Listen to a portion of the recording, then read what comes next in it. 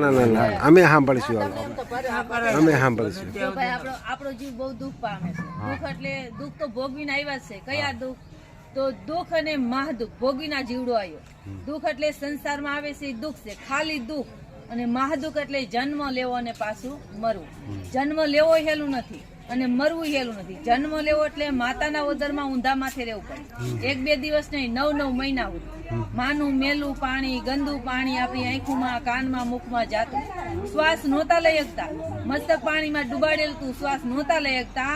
ત્યારે આપણે પરમાત્માને વિનંતી કરતા, હે પરમાત્મા, હે કુદરત, હે રામજી, મને આ દુઃખમાંથી એકવાર છોડું. 24 કલાક રામ રામ રે.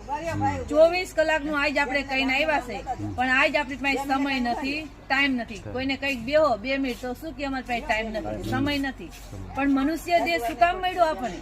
કહા સે આયા કહા જાયેગા, ખોજ કરો અગલે ઘર કી. સદગુરુ મિલે તો શાન બતાવે, ખોલ દેવે અંતર. જ્યારે આપણને ભવતારી સદગુરુ મળશે ને, ત્યારે સમજણ આવે કે હું કોણ છું. હું એટલે આપણું આ શરીર નથી, હું એટલે આપણો જીવ તો ક્યાંથી આવ્યો. એક વાર મનુષ્ય દેહ નહોતો મળ્યો ત્યારે આ જીવ ક્યાં હતો, અને હજી પણ આ શરીર છોડીને જીવ જાય છે તો ક્યાં જાય છે એની આપણે ખબર હોવી જોઈએ કે નહીં? અત્યારે નથી, પણ સદગુરુ મળે તો એની સમજણ આવે કે આ જીવ ક્યાંથી આવ્યો ને ક્યાં જવાનું. આપણો જીવ બહુ દુઃખ ભોગવે છે.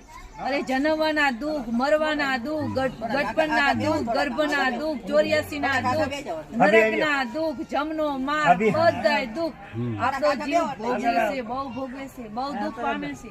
અરે આ બધાય દુઃખમાંથી મુક્ત થવું છે તો એનો ઈલાજ એક જ, રામ નામ લઈ. રામ નામ લ્યો અને ભાગ્ય જગાવી લ્યો. આ જેવો અવસર મોકો મળ્યો છે, વારંવાર મનુષ્ય દેહ નહીં મળે. દેવ કરતા દુર્લભ માનવ દેહ.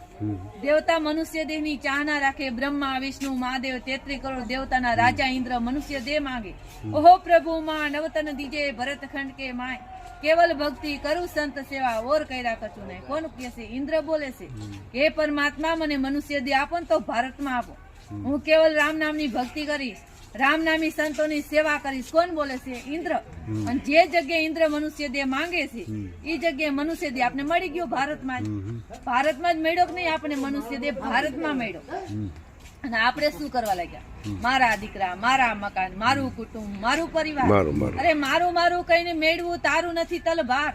આપણું તલભાર નથી, રતિ ભાર નથી, કારણ કે આપણા જીવની હારે કાંઈ નહીં હાલે એટલે આપણું નથી. પરમાત્માએ આવો મનુષ્ય દેહ દીધો. આંખની જગ્યાએ આંખું બનાવી, કાનની જગ્યાએ કાન, મુખની જગ્યાએ મુખ, હાથની જગ્યાએ હાથ, પગની જગ્યાએ પગ. સુંદર મનુષ્ય દેહ દીધો કે નહીં? જો આંખની જગ્યાએ કાન આપી દીધા હોય અને કાનની જગ્યાએ આંખું આપી હોત તો પરમાત્માનો આપણે શું ખરાબ કરીએ? અરે હારી બુદ્ધિ આપી ત્યારે આપણે અહીંયા આવી હગી છીએ અને બધું કામકાજ કરી હગી છીએ.